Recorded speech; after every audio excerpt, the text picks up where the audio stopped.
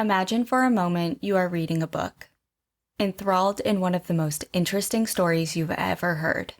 The type of book that consumes you and that calls to you when you are pulled away from it. You have committed hours to this particular story, cracking open the book bindings, eyes devouring each word as your fingers rifle through the pages. You see the end is near as the number of chapters begin to dwindle. You reach the last page on the edge of your figurative seat, only to find the last sentence incomplete. What, you may exclaim? That's it? But what happened? Closure, defined as often comforting or satisfying sense of finality, it is something that we expect but do not always receive. The human desire for closure can be found in a myriad of situations, such as the end of a relationship, the loss of a job, or the death of a loved one. Without closure, we are often left scrambling, even desperate for answers. It is perhaps why we are so perplexed by and infatuated with unsolved mysteries. There is a reason why it is so frustrating to be presented with a story with no definitive end. It's because these stories have no sense of resolve. They can't be tied into a neat little bow. And while stories with closure can come from anywhere, there are some locations where they occur in droves. The Mary Celeste, which set sail from New York City in 1872 with 10 people on board, only to be found fully intact, adrift at sea, but completely deserted. The USS Cyclops, one of the Navy's largest fuel ships, set sail from Brazil in 1918 heading towards Baltimore, and on the first day at sea, sent a single message with no indication of trouble. The first and only message, as the ship and all 309 crew members on board have been lost forever. Or how about Flight 19, consisting of a group of 5 torpedo bombers and 14 airmen that disappeared into thin air, never to be found? If any of these stories ring a bell, it's likely because of where they took place, the Bermuda Triangle. Also known as the Devil's Triangle, this stretch of sea in the Atlantic Ocean is notorious for snatching planes and swallowing ships. But this infamous location isn't the only triangle to be feared. There are others out there, and you may be hiking right through them. Welcome to National Park After Dark.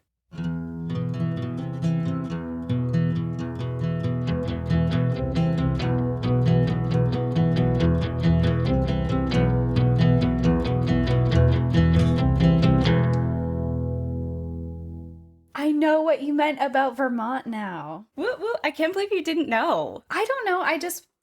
I know about the Vermont. What is it called? The Bennington Triangle. Ah, that's what it is. I was like, I know it's south towards New Hampshire Triangle. Mm-hmm. You're like the pig man. I'm like the pig man. It has to be the pig man. Nope. We're sticking with triangles today. Okay, I'm just going to say this right now.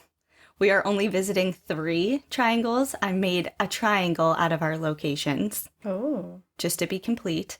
But there are many others out there that we'll list kind of at the end. So no one come at me with other triangles. I know, people, I know. We'd be here forever. We'd be lost in triangles. So we're only doing 3 today. But before we get into them, we do have a couple of announcements. First, you may notice that there are 2 episodes that released today, so surprise! Yay! We have we released this episode to Patreon a couple weeks ago, but it is now out to everybody, and it is a new segment of our show called People of the Parks. Our first interview is with Mr. Kevin Grange. Kevin Grange is a wilderness paramedic and first responder. He has worked in Yosemite, Yellowstone, and Grand Tetons, and has a new book called Wild Rescues, and we had a great conversation with him. Yeah, it was really fun. We talk about his new book that he released, and he has a lot of interesting stories of his time working in the park and different rescues that he's been on. And we know that a big draw to a lot of our episodes are our rescue mission episodes and our survival story episodes. So he has real life experience with that. So it's a really fun episode that we did. Check it out. It is launched today as well. So you have a little bonus one. Our other announcement that we have... You probably noticed this if you're on social media at all, but we launched our merch.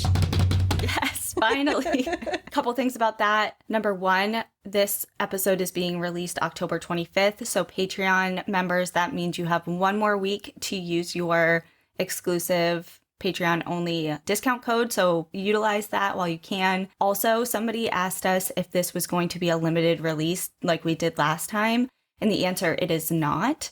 We are going to be keeping this set of merch around forever, hopefully. Yeah, we love our designs. We partnered up with a woman who does these beautiful designs. She's really, really talented. Her name is Reiko Designs on Instagram. You can check her out. She's really, really talented, and she made 2 new designs for us, so you can go check those out. We have hoodies, we have stickers, we have crew necks, we have mugs, we have a bunch of stuff on there, so you can go check that out. If you are interested in a discount code, you can go onto our Patreon. You can find our Patreon from our Instagram, or you can go to our website, mpadpodcast.com, and you can sign up for our Patreon there. We also have a lot of exclusive episodes on there now, so you can check those out as well. Yeah, I think that's all. Spooky season still. Can't talk about spooky season and, October and all things creepy without talking about mysterious disappearances. Yes. So that's why I chose this topic today. We are going into some unsolved disappearances and some spooky lore and legends, and it's a little bit of everything. I love that. I feel like we are checking off a different box every week for what we're doing, and I'm really excited about it. Me too. As always, you can visit the show notes for the full list of sources, but I primarily got my information this episode from Legends of America, Strange Outdoors, Wikipedia, and the New York Times. So we are headed to California, and specifically Yosemite National Park, and we are going to a specific part of the park, and that is Tenaya Canyon. I've never been to that part of the park.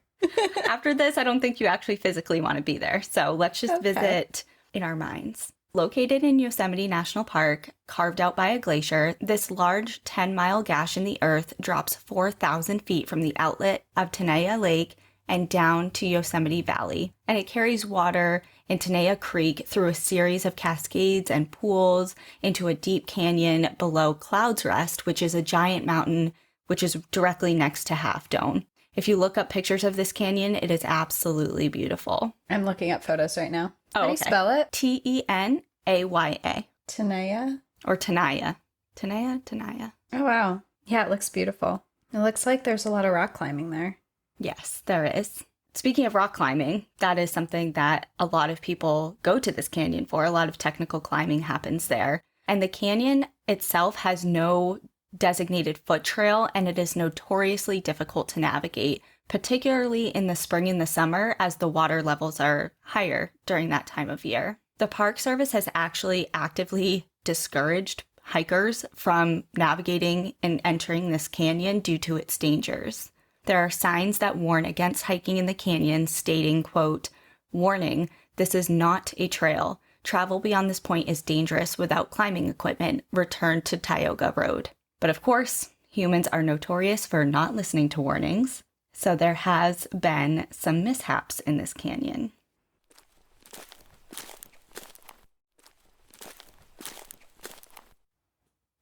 This canyon has been nicknamed the Bermuda Triangle of Yosemite because of the sheer number of accidents that have happened here. Since the 1950s, at least 17 people have died in the canyon, with many, many more close calls. Even John Muir had his own close call in this canyon. He experienced his first serious fall here while he was exploring and scaling the canyon walls. And he does not recall exactly how he fell, but he did. He knocked himself unconscious, and he awoke lodged in between some scrub brush right before he tumbled down a series of rock and cliff faces. So he had a very close call there. In June of 1966, Quinn Frizzle, age 31, disappeared while climbing alone in the canyon. 5 years later, a skull was found by hikers, along with credit cards matching Quinn's name. The skull and other bones found scattered in the area were later ID'd as his. The body of 20-year-old Jonathan Ritt was found by 3 hikers months after he disappeared on a solo hike from Tioga Road to Yosemite Valley. He had fallen an estimated 500 feet from above. 5 years later, David Wentworth was on a solo hike from Tenaya Lake to Yosemite Valley. He attempted a shortcut on the rocky slabs of Pyewiak Cascade a notoriously dangerous area used by experienced technical climbers, which he was not, and he fell 375 feet to his death before being found 10 days later.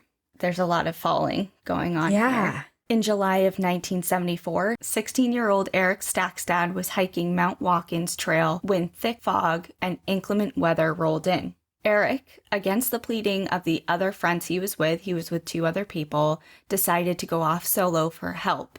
The thick fog made it really difficult to maintain visual contact between his friends and himself, so he occasionally would yell back to his group to stay in contact with his friends. All was well until Eric let out a scream. He had walked straight into a 400-foot fall. So the fog had to have been so bad if you can't even see your friends and then you just walk off a cliff. Yeah. Ugh. 2 people lost their lives on the same exact day in July of 1996 in separate incidents in the canyon. One young man, Alejandro Hernandez, who was 23, died after he fell 130 feet off of a cliff that him and his brother were hiking. And in another part of the canyon, Sam Meyer, 24 at the time of his death, who was a concession employee at the park at the time, he and his friend were out rappelling, and Sam was actually teaching his friend different techniques of climbing and rappelling and things like that.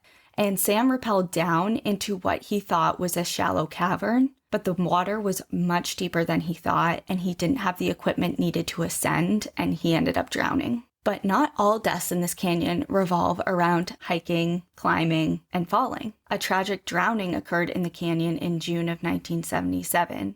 Bryna and Jeffrey Roxkin, a married couple in their 20s, spent the day swimming at Hidden Falls. When the sky became cloudy, showing signs of foul weather, they decided to leave by hiking along the trail next to Tenaya Creek. Upstream, at Half Dome, thunderstorms were raging. The bad weather soon found them, and they took shelter under trees as hail started coming down fast. It came and went quickly, though, and once it let up, the couple walked on, only to be thwarted again by hail making a comeback. This time, they took shelter under a cliff overhang. Nearby, another visitor named David Mojave was taking cover under a ledge, trying to keep out of the storm himself. He could see the couple from his position under the ledge, but quickly looked upstream when he heard a whoosh. His eyes widened as he saw a large mixture of water, mud, and debris rushing towards them from upstream. A flash flood. Flash flood, yep. "Watch out," he yelled to the couple as he scrambled to get to higher ground. As David was climbing, he kept his eye on the couple. Bryna had been caught in the flash flood and was being shoved downstream. Her husband went after her and caught up to her as she was jerked into a standstill. Her foot had become wedged between a boulder and a log. Jeffrey waded into the water and tried to free his wife, along with 3 other onlookers. So there are 4 people at this point trying to get her free. They were in the water for almost 20 minutes. This cold, frigid, debris-filled, rushing water. Suddenly, a second flash flood wave came pummeling downstream and knocked her free. Unfortunately, the wave that set her free also did her in. She and her husband were swept away and both drowned. However, the 3 other men survived. That's so sad. It's terrible. And that's another thing, that particular story, which, by the way, the Yosemite information I read from Off the Wall, Death in Yosemite, one of my favorite books. But that really reminded me of stories I read in Death in Zion, because I think a lot of people, when we think of people dying in Zion, we think of Angel's Landing, people falling off of that notoriously dangerous trail. But there are so many people who have died in flash floods in Well, I remember this year they put out a ton of warnings because they got a lot of rain. It was flash flood warnings. Everyone leave. I think they even evacuated people at one point and told people not to come. But there's a chapter in Death in Zion all about drowning in flash floods, and it's just so tricky because most of these occurrences that are happening, it's beautiful weather where you are. You look up, you're in a canyon, in a slot canyon, you look up, sky's blue, everything's great. But, 10 miles away, if there's a storm happening and it's causing, there's rain or hail or whatever it is, and it's rushing down the canyon, you won't even see it coming, which obviously why it's a flash flood. But yeah, it's terrifying. So that's what happened to this particular couple. And all of those stories that I just mentioned, they're either missteps, mishaps, wrong place, wrong time. Clearly, all of these tragedies were accidents, right? Yeah, these don't seem like a Bermuda Triangle kind of death. Well, the answer to that question is dependent on who you ask, because according to local legend, this canyon is cursed. Oh. Throughout the 17 and 1800s, Native peoples in present-day California and elsewhere were being forcibly removed from their homelands and relocated to reservations.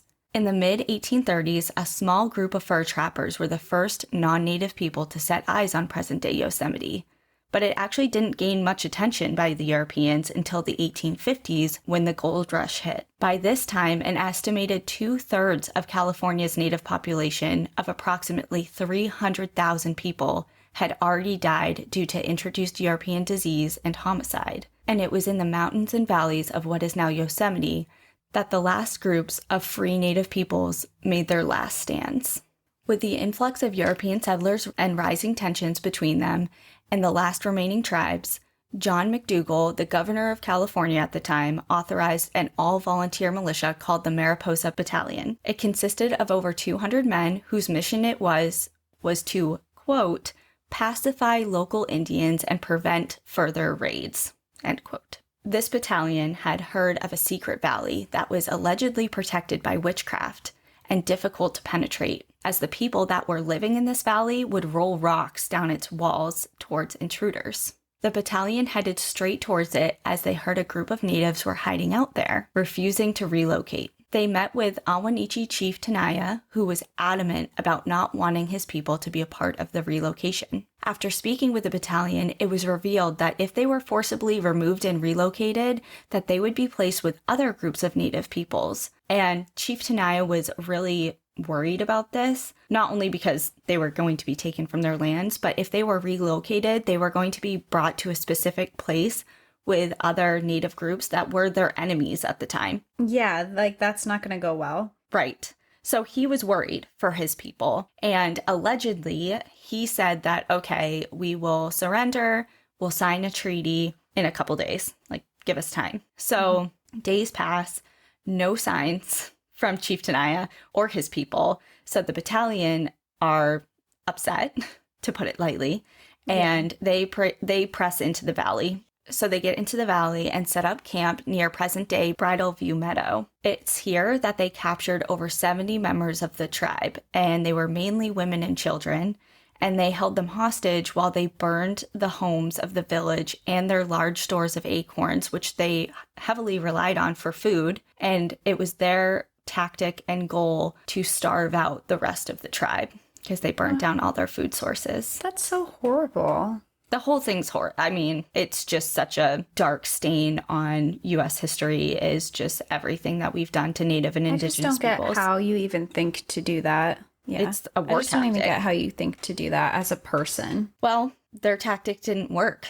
And to boot, some of the tribe members that had escaped being captured circled back and came for the ones that were captured and snuck them out of camp at night. So they got all their people back. So they literally captured all these people and then just hung out there for the night. And then in the morning they woke up and all of them were gone. And it doesn't say if it was over one night. I think it was a few nights, but you get the gist. Still. Yeah. So at this point, Captain John Boling is pissed, and he ordered an expedition into the valley in May of 1851 to either kill or force a surrender from the tribe. And during this expedition, 3 of Chief Tenaya's sons were captured. One of his sons was released to send a message back to his father of the situation. So he leaves, goes to his father, tells him of the situation, and the chief is still hesitant and reluctant to surrender. So at this point, the battalion has his other 2 sons. They tied them back to back against a tree, but they broke free and made a run for it. They were shot at, and while one of the boys was wounded, he managed to escape. However, Chief Tenaya's youngest and alleged favorite son was killed. Shortly after, the chief himself was captured, at which point he yelled, "Kill me, Sir Captain. Yes, kill me, as you killed my son, as you would kill my people if they were to come to you. Yes, Sir America. You can tell your warrior to kill the old chief.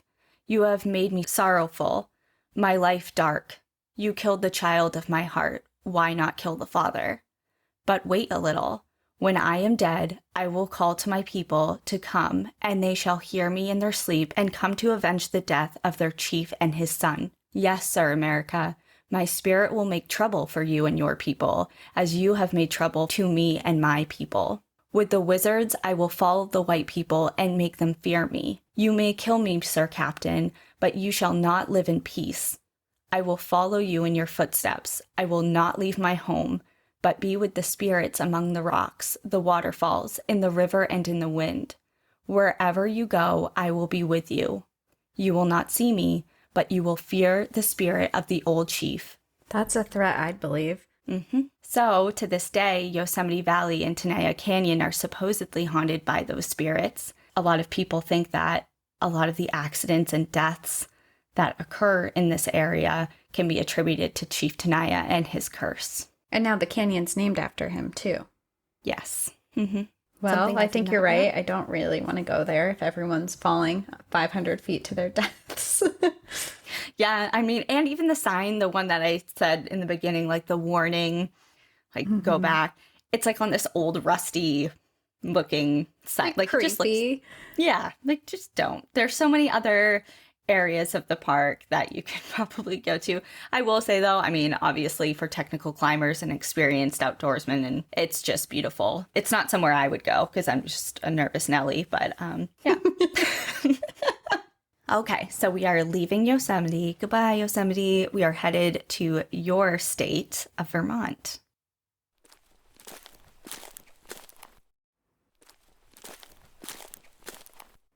Oh, I'm excited. As we briefly mentioned in the beginning, we are headed to the Bennington Triangle, and that is located in the Green Mountain National Forest. And this place is wild. There's a lot to unpack here and a lot of things going on. We are just doing a brief overview of it. So if you want a really in-depth episode solely dedicated to the Bennington Triangle, the podcast Morbid did an amazing episode on it. I remember listening to it earlier this year or end of last year at the gym. I think it's episode 206. So there you go. So for us and our purposes, we're going to talk about the forest a little bit. So this location was dubbed the Bennington Triangle by a Vermont author named Joseph Citro because of the similarities it has to the Bermuda Triangle. It is in southwest Vermont, and it encapsulates a small town named Bennington. And it is a picturesque New England town. Covered bridges, orange trees in the fall, little town square. I've driven through there. They have a cute visitor center. It has like these huge windows and a lot of cool little things in it. They have like those little, what are they, the singing bowls, the sound bowls? The sound bowls? Yeah, they have a big one of those in there. It's a cool little visitor center. Oh, nice. I've actually been to the Bermuda Triangle before. Have you? Yeah, I went on a cruise a long time ago, and we did a little glass bottom boat cruise into the Bermuda Triangle, and we had drinks, and we went out and we saw some shipwrecks that were under the water there. That's so fun. Yeah, it was really cool. And I made it back, so that was even cooler. When I was doing research on just to pick some stories for the intro for the Bermuda Triangle, I almost went off the deep end there. I was like, should I just do the Bermuda Triangle? Because there's got to be like ocean preserves and things out there, like protected areas. I'm like, maybe I can fit it into the context of our show.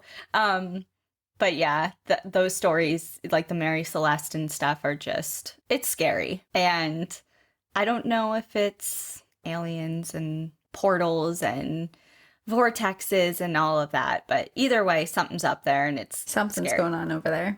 So I'm glad that you made it out. But we're headed into the forest, not the ocean. Thank God. I don't like the water. The forest anyway. Yeah. But where am I? Okay. So the town of Bennington itself is nestled right next to Glastonbury Mountain, which has a pretty spooky reputation. Glastonbury Mountain is part of Green Mountain National Forest, which was established in 1932 to actually help protect the area from overlogging. Today, it is over 820,000 acres and contains some of the most beautiful forest in the Northeast. And it's actually one of only 2 other national forests in New England, which I didn't know. What is it? White Mountain Yeah, White Mountain and in New Green. Hampshire. What about Baxter? I guess Baxter They're all State Park. I even Googled that. I'm like, it's this? I gotta check the legitimacy because New England is, other than like southern New Hampshire and Boston and all that, there's so much, it's just so forested. Yeah. But there's only 2 technical national forests. So Green Mountain and White Mountain. White Mountain. Okay. So Green Mountain National Forest is full of opportunities for hiking, skiing, camping, biking, you name it, you can do it there. And the first human inhabitants of the area, the Abenaki and Mohican tribes, considered the mountain cursed and used it only to bury their dead. They avoided the area and had several tales of strange beasts in the forest, including hairy wild men. They also warned of strange lights in the sky and an enchanted stone, which if you were unlucky enough to step on, would suck you into thin air and you would disappear forever. In the 1700s, during the Revolutionary War, the Battle of Bennington took place nearby. Nearly 400 people lost their lives in that battle, which only added to the paranormal and ghostly events that supposedly haunt the area. So there are ghosts, and there are ghost towns. Glastonbury, Vermont was in its heyday in the 1800s. The town was centered around logging and charcoal production and had around 250 residents. It was a small, yet full-blown town with a railroad system that eventually turned into a trolley system that led 9 miles from downtown Bennington up the mountain and to Glastonbury. So the town, small, but it had like a post office, its own school, it had residential buildings. It was its own full-blown It had some town. things in it. Yeah. Yeah, it kind of reminded me of, if you look up pictures, it reminds me of like a Wild West town, but in the mountains of Vermont. Okay. They set up this town, and like I said, I almost said the main economy, that makes no sense. The main things that they did there is, logging and charcoal. But that caused 2 problems. First, town income was significantly down because once they stripped all the trees for logging and charcoal production, they had no income, no funds. So to help combat this problem, the town had an idea to create a tourist destination. They converted the old logging dorm into a hotel and a nearby apartment building into a casino in hopes of drawing in outsiders. But it only lasted for 1 season. And that's because of the second problem created through stripping the forest, and that was erosion. The area was left treeless and therefore exposed to erosion.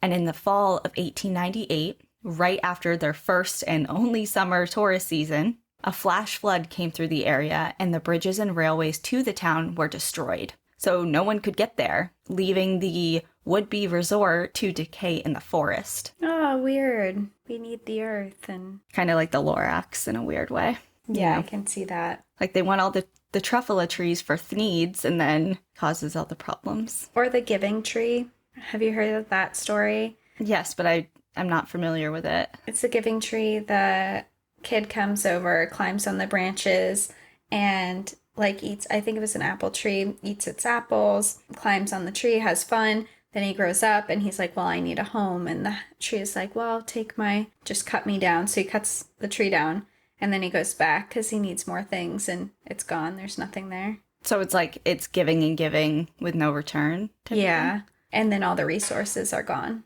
That's a sombering and sad tale. Sorry. Just like the Lorax. Yeah, I was like, wasn't this the theme?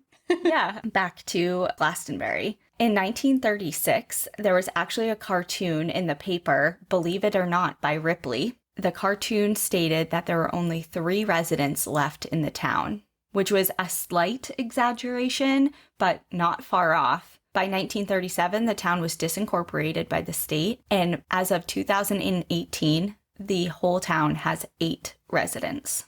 Wait, like right now, it only has 8 people in it? Yeah, well, that was 2018. But so it's a disincorporated town. So there's only 2 towns that Vermont has ever disincorporated, and that was Glastonbury and I believe Somerville. So you can visit Glastonbury, the ruins of the old resort, and there was a bunch of kilns there for charcoal production and things like that, and they're just decaying foundations in the forest, all overgrown. It's super creepy. There's YouTube videos of it, people going up there and exploring and stuff. So Creepy. So that may be a little creepy, but this is where it gets scary. A few years later, the area made headlines again as a string of disappearances occurred in rapid succession. Disappearances in this area were not uncommon by any means. An estimated 30 to 40 people have vanished in these woods, but between 1943 and 1950, they spiked. In 1943, 2 men went out hunting north of Glastonbury Mountain. Carl Herrick and his cousin Henry set out one fall day during deer season. During the hunt, they got separated, which was not uncommon, and Henry went back to camp, waiting for Carl to show up, but he never did. So he notified police after a few hours, and searches ensued. 3 days later, they found Carl under very suspicious circumstances. He was lying flat on the ground, rifle 100 feet away from him, just leaning against a nearby tree, and the ground was covered in huge footprints, which at the time the officials guessed were bear footprints. However, Carl's body had no injuries consistent with a bear attack. He was not partially consumed. He didn't have the normal injuries that would be attributed to a bear attack and or scavenging by a bear. He had been squeezed to death. What? What do you mean squeezed to death? What? Yeah, poor Carl. And that's that on that. Moving on. Okay. Well, hold on. What do you mean he was squeezed to death? Like, he was picked up and someone just grabbed him and, Squeezed where him. his eyes, I just picture, his eyes bulging and... I don't know. What I picture is, his rib cage and his upper torso area being crushed. So it sounds like something literally picked him up and just, do you think it's Bigfoot? I'm not saying what I think. Yes, I do. Did it have 3 toes like the Colorado? Well, they thought it was bears. But it's just odd because his body didn't show signs of any tooth or claw marks or scavenging in any way. Yeah, like a bear wouldn't just pick you up and squeeze you and leave you. No idea. If you want to look further into that, go for it. His name's Carl Herrick. But moving on. Mitty Rivers. Mitty Rivers was a highly skilled outdoorsman and hunting guide, and he was in his mid-70s. He disappeared when he went missing while leading a hunting party in an area named Hell Hollow. Of course, why would it be named anything else? It's like in Vermont, I recently did a trail called Hellbrook, and I was like, oh, this will be great. This will be lovely. It was super steep, rainy, wet. First hike, I really thought I might actually get injured on, and I was solo hiking. I texted you with a photo. Oh, yeah, I was your like, picture. Oh, might die.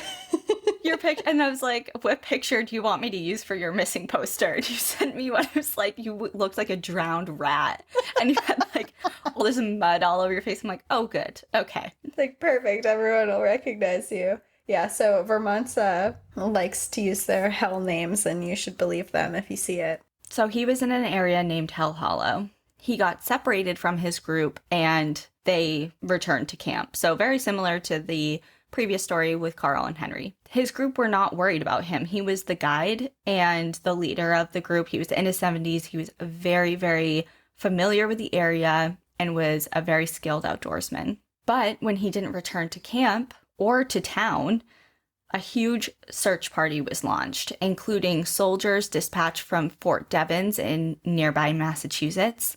They combed the forest for almost a month and found a rifle cartridge that was similar to the one that he would have been carrying with him, but his remains have never been located. Oh. Any of the footprints? No footprints. Nothing. And it's kind of like it begs the question, how far could a 70-something-year-old man make it on his own? And then with over a month of searching and all these volunteers, yeah. But you would think there would be some type of evidence. Mm-hmm. A year later, in December of 1946, 18-year-old Paula Weldon went on a hike on the Long Trail. She was seen by several people that day on the trail, but failed to show up for her morning class at Bennington College. An extensive search was launched, including 1,000 search volunteers, tracking dogs, and the FBI. It was even the first missing persons case in the state in which a helicopter was used. Her father was extremely wealthy and offered a $2,000 reward for information regarding his daughter. The story was big news locally, but it also was picked up by the New York Times. Like, this was a huge missing persons case. The last people to see her were an elderly couple who were also hiking, and they were about 100 yards behind her on the trail at one point. They said she was wearing a bright red jacket and was pretty easy to spot, but she seemingly disappeared after turning a corner on the trail. Foul play has been suspected, but cannot be confirmed, of course, as no trace of Paula has ever been found. And her disappearance actually helped form the Vermont State Police, because at the time, they did not have a state police force, and they had to draw on other police personnel from nearby New York and Connecticut and things like that. So this disappearance really kind of launched the need, or really solidified the need for a state police force. Oh, wow. And she was never found. So she was walking on the trail in front of someone and rounded a corner and then was just gone. Yeah. So those were the last two people to have allegedly ever seen her alive. And you have to remember, this is December in Vermont, and she's wearing a bright red jacket. So yeah, likely there's snow on the ground. There's not a lot of foliage on the branches because, you know, everything except for the pine will fall by that time. So not to say that someone can't easily get lost, but in a well-traveled trail, or at least part of the trail with other witnesses, it's very odd. Yeah, that's very, very strange. Unless the witnesses were the one who did something. They were cleared. I will say that. Okay. So a couple years later, in October of 1950, 8-year-old Paul Jepson was left unattended in his mother's car while she left briefly to feed some pigs. So he was just out with his mom doing errands. She left the car, fed some pigs, came back, and Paul was gone. Again, search parties were organized and tracking dogs were utilized. And the dogs actually caught his scent, and they followed it to an intersection, but they abruptly lost it. This kind of led people to think that he was abducted by a motorist, like someone passing by, because he had a scent, and then all of a sudden at a busy intersection, he's gone. But according to some locals, this is the same exact location where that elderly couple last saw Paula Weldon. So nothing was ever found of the boy, including the bright red jacket he was wearing at the time of his disappearance. He had a bright red jacket too? Mm-hmm. Okay, so if I go down there, do not wear a bright red jacket. Correct. Ah, that gave me chills a little bit. Less than a month later, the forest of Glastonbury claimed its last victim. Frida Langer was camping with her family near the mountain. In her mid-50s and in great physical shape, Frida set out with her cousin Herbert for a hike. Again, she was familiar with this area. She has been there before, and the two of them were meandering a bit through the forest, but shortly after departing camp, while walking along a stream, Frida slipped and fell into the water. She was unhurt, but she was wet. So she was like, you know what? I'm going to go back to camp, change my clothes really quick. I'll be right back. It was the end of October. It was chilly outside. Like, if you get wet and you keep going, you're in for trouble. Or at the very least, you're going to be uncomfortable. So she told her cousin, hold tight, I'll be right back. But an hour passed, and there was no sign of Frida. Again, a search was launched. And over several weeks, the area was exhaustively searched on foot and by air by over 400 volunteers, including law enforcement. Once again, nothing. That is, until 7 months later. In May of 1951, Frida's body was found. It was severely decomposed, and they found it near Somerset Reservoir, which was an area that was part of the search. So she was dumped there later? I mean, it seems to be that way. Yeah. But due to the condition of her body, she was so severely decomposed, no cause of death could be determined, and her case remains unsolved. And just as abruptly as the string of disappearances began, they stopped. But Somerset Reservoir comes up again many years later. In September of 2019, a jawbone was found in a gravel pit near the reservoir, which led to the discovery of more remains. They all belonged to Jessica Hildenbrandt, a 43-year-old resident of New York who had gone missing in July of that year. Her death has been ruled a homicide, although it does remain unsolved. And her nickname was Red. Ugh, chills again. This is giving me serial killer vibes. Exactly. I mean, like I said, this area of the forest has had a ton of disappearances, but this particular string of odd disappearances in the same area seems like a person is responsible or was responsible for them. And how many years later was Red? Red was in 2019. And okay. I just mentioned it just because it's in the area and her nickname was one very last creepy. Strike. If you do look up her case, it's very, very sad. She was a mom. She looked like such an awesome young woman, and she was from upstate New York, and nothing can be obviously confirmed because it does remain unsolved right now. That's really sad. It's unrelated to the 40s and 50s. That was the first thing I was thinking. I was like, oh no, like, is it a serial killer that's starting to strike again? But that seems like a lot of time that's passed. Wow, that's really, really horrible, and that's really recent. I missed when you said 2019 the first time, and yeah. Wow, I hope that they find justice for her. That's really, really sad. Me too. Obviously, takeaways from Bennington, the Bennington Triangle, don't wear red, I guess, and just keep an eye out. You never know who's lurking in the forest.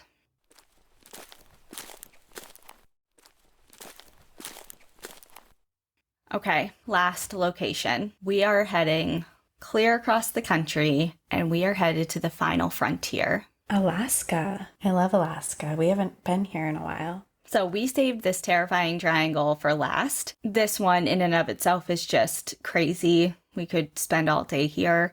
But just to give it an overview, the Alaska Triangle is formed between the points of Juneau in southern Alaska, Anchorage in south central Alaska, and then up to Barrow, which is way northern Alaska. It's only 800 miles south of the North Pole. So more than half of the nation's federally designated wilderness lies in Alaska. And lying within the boundaries of this triangle are parts of Glacier Bay, Denali, Gates of the Arctic, and Wrangell-St. Elias National Parks.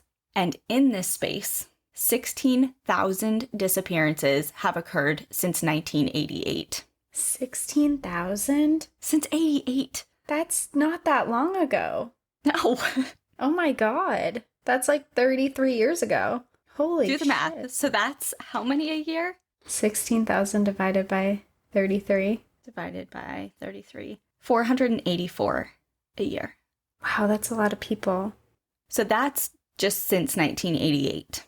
However, I'm going to talk about a couple that happened before then, so they're not even included. First, we're going to talk about the missing Douglas C-54 Skymaster. In the 1950s, a military aircraft carrying 36 passengers and 8 crew members lost contact with ground control. The Army conducted the largest military search and rescue mission up until this time in history, but was unsuccessful. The plane and its passengers were never found. I knew you couldn't go that long without a plane story. I'm talking about... I know. God, and I'm about to do another one. As soon as you mentioned a plane, I was like, oh, she's back. She's back. She said she wasn't doing one for a while, and here we are. I just mentioned it briefly. I'm like, staying What's your away next from plane this. story? Okay. All right. So speaking of planes, in 1986, a Japanese plane flying from Iceland to Anchorage came across 3 unidentified objects that followed the plane for almost 400 miles through the triangle. One of the objects was estimated to be twice the size of the aircraft, and they would appear and disappear and reappear all rapidly and move in ways such as stopping suddenly and then abruptly moving through the air in ways that was impossible for the known technology at the time. The aircraft contacted ground control to let them know what was going on, and he was advised to lower the altitude and kind of try and evade whatever was going on. Mm-hmm. So he did so, and he was trying to evade them for a long time, but to no avail.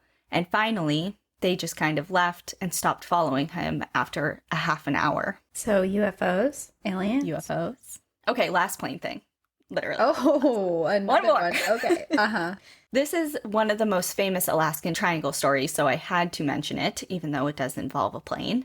So the disappearance of the House Majority Leader Hale Boggs and Representative Nick Bygek. They were flying from Anchorage to Juneau, which was a relatively short flight and a very well-traveled flight path, when the Cessna 310 aircraft they were flying vanished. There was a massive search that lasted over a month, and covered an area of 32,000 square miles.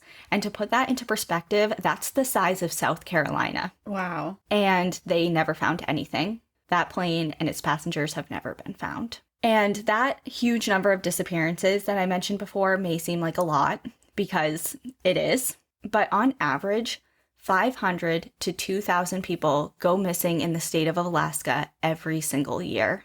That's so many people. This state has a missing persons rate that's almost twice the national average. I mean, I guess it is such a wild state. Half of it you can't even get to by car. You have to fly. I mean, the last frontier, you know, there's so much there that's not accessible or is in the backcountry, or so I can imagine.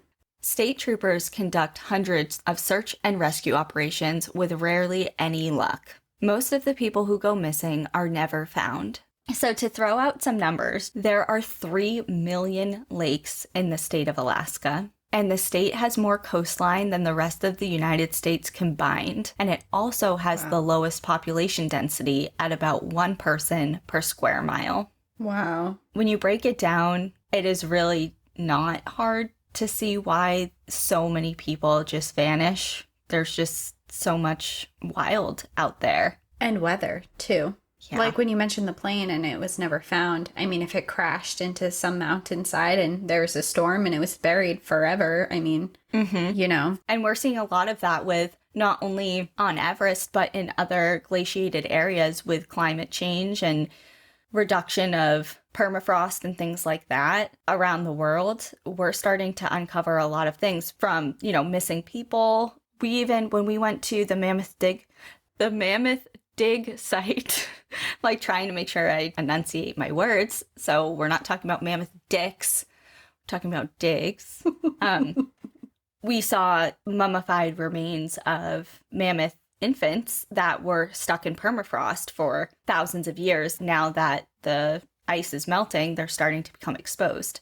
So there's different things around the world that now that the ice is receding, it's uncovering a lot of things that we thought we would never see.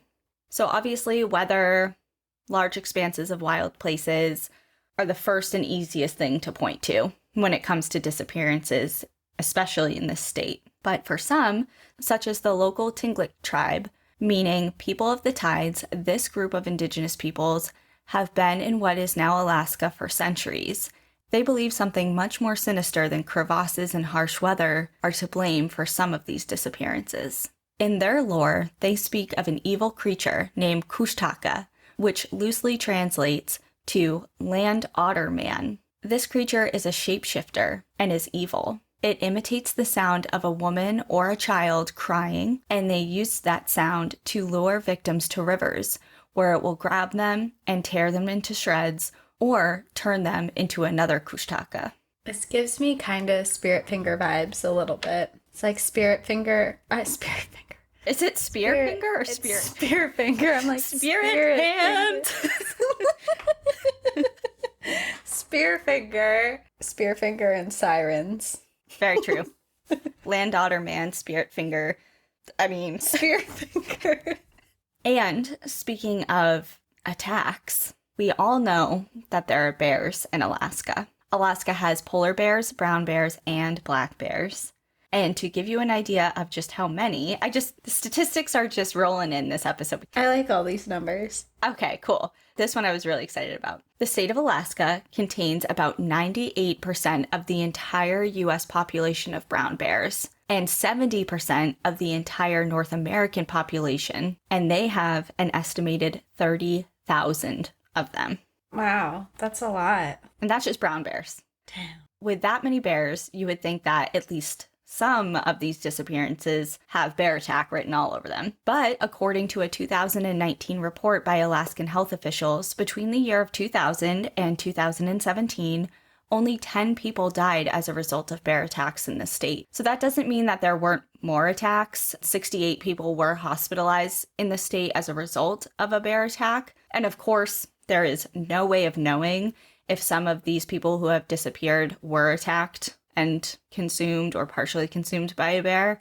But from the numbers that we have, there's only 10 people in that 17-year span that were attacked fatally But, I mean, there's also something to say about the number of people that are there because there's not a lot of people there. Also, if you think about it, because most of Alaska is so remote, bears there are generally not having to worry about people as much as if you see them in like Glacier, where there's people all the time. In Alaska, so much of it is remote. I'm sure there's bears there that very, very rarely even see people. I didn't write it in my notes because it has nothing to do with the triangle. It's not in the triangle, but it is worth noting because a couple people have sent us this article in the past when we talked about bears, especially during the Night of the Grizzlies episode. There was a case recently, within the last couple of years, of a man that was at like a remote mining camp. And you can see pictures of it. It's like essentially just like a trailer outside of Nome, Alaska. And he flagged down a helicopter by chance. The helicopter wasn't even supposed to be going that way. They were scientists on their way to do like a whale count somewhere. And he was flagging them down, and he had SOS written on the top of his trailer. The door had been ripped off, and he only had like a couple rounds of ammunition left because a grizzly had repeatedly been trying to get into his trailer and repeatedly attacking his camp and trying to get to him for days. And he happened to flag down the helicopter, and he was rescued.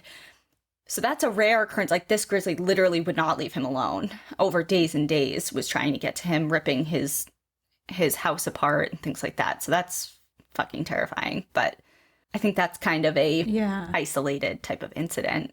Okay, so back to the triangle. Let's finish up the triangle thing.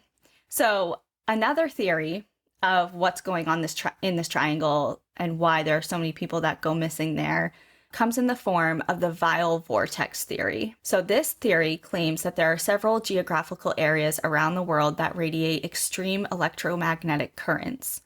There are good and bad vortexes, so positive and negative, and a good example of a positive vortex is in Sedona.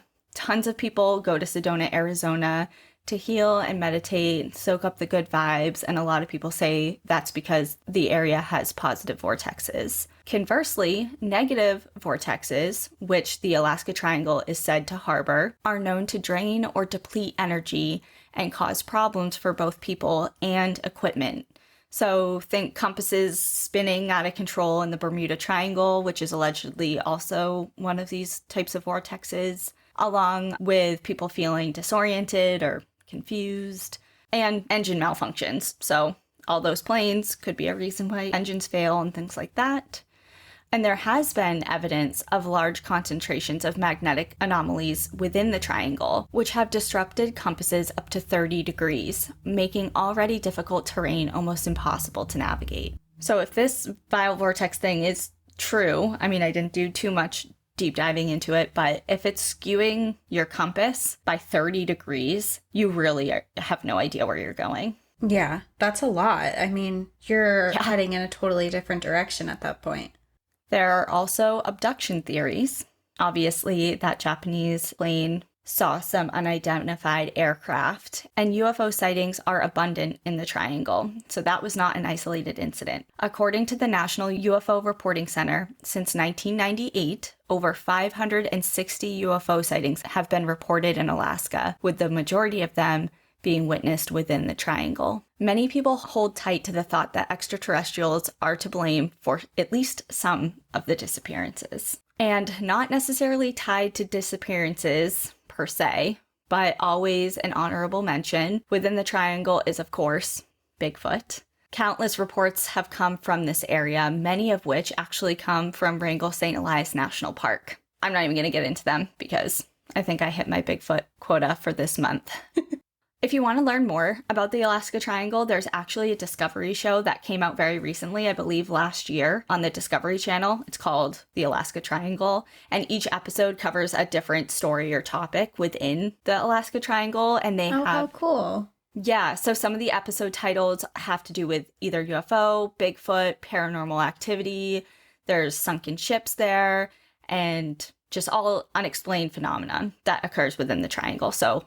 It's really cool. That sounds super interesting. According to the National Missing and Unidentified Persons System, over 600,000 people go missing in the United States every single year. And while the vast majority of those people are eventually found, whether they are alive or deceased, some are not.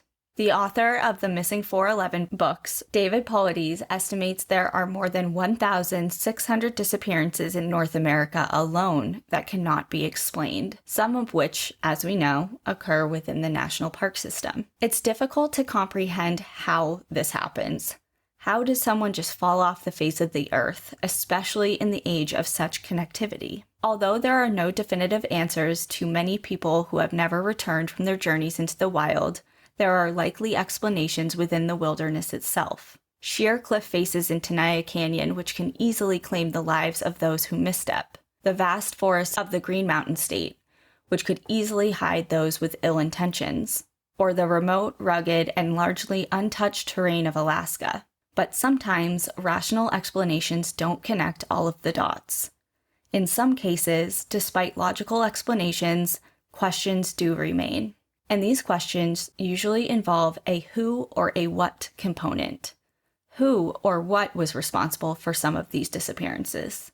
Legends abound. UFOs, energy vortexes, interdimensional time portals, or cryptids. The Yucca Man of Joshua Tree, the Chupacabra of the El Unique National Forest in Puerto Rico, superhumans in California's Shasta National Forest, the Banshee of the Badlands, just to name a few. If there's anything that we have learned through our journey with this podcast, it is that there is more to national parks than meets the eye, and it is not for the faint of heart. And that's all I have on triangles for this week. But like I said, there's a lot more of them out there. There's Bridgewater Triangle in Massachusetts. There's the Dragons Triangle, which is in the Pacific Ocean, whereas the Bermuda Triangle is in the Atlantic. There's the Nevada Triangle, which is Nevada and California. There's the Matlock Triangle in Britain. There's like a lot of them going on. So we just don't have time to visit them all. Yeah, that's today. a lot. But what a cool episode. Thank you for doing that. That was very off of what you had told me you were going to do before. A pleasant surprise. That's so interesting. And it's so interesting because now that we all know about them, we can choose to go there if we want or not go there. Or not. Yeah. It just seems like mysterious disappearances obviously strike a chord with a lot of people, mainly because, how I mentioned, there's no closure and there's just so many unanswered questions. But if you dig deep down into it, I mean, especially in Alaska, yes, there may be weird things going on in certain cases, but for the vast majority, the 16,000 people in the last 33 years, I mean, the wild is a really dangerous place, and sometimes you just simply get lost in it. It's unfortunate and it's really scary, but I think for a lot of the disappearances, Mother Nature has a lot to do with it. But I'm not discounting Bigfoot and UFOs and weird time portals. I'm just saying for the vast majority, I think we have our answer. There's some type of explanation that can be like either scientifically proven or just some type of circumstance that could have happened. Yeah, I think the Bennington Triangle had some sort of person to blame that just never got caught. Yeah, that felt like a serial killer. I mean, and maybe eventually, you never know if they will get caught. I mean, the Zodiac Killer was just named. He's obviously died. DNA. After. You know? Exactly. So I hope everyone really enjoyed it. And if you have any experiences in any of those 3 triangles we talked about, or 4, if you're in the Bermuda Triangle, if anything weird happened to you, let us know. We would love to hear about it. We will see everyone next week. If you have not already listened to Kevin's episode, please go and do that. It is awesome. We hope you enjoy it. We will see you next Monday. In the meantime, enjoy the view.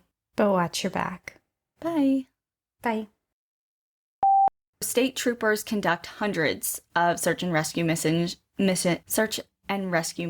my God. You can Okay. do this. I believe you. I can do this. State troopers conduct hundreds search and rescue operations. Somebody, side note, messaged us and asked if we could do an entire episode of just bloopers. I'm like, Lord knows we have the material. It's like, sure, that episode will be 7 hours long. Please stay tuned. I'm like, you don't even want to know, honestly. Okay, here we go. Thank you so much for joining us again this week. If you have a trail tale or a story suggestion, send us an email at npadpodcast@gmail.com. Follow us on Instagram and Facebook at National Park After Dark and on Twitter at NPAD Podcast. Come hang out with us on Patreon for more monthly bonus episodes and exclusive content. And when you support our sponsors, you're also supporting this show. For more information on our sponsors, you can go onto our show notes. For more information on our show, our book recommendations, merch updates, and more, visit our website, npadpodcast.com. Check out the show notes also for source information, and please rate, review, and subscribe from wherever you listen to your podcasts.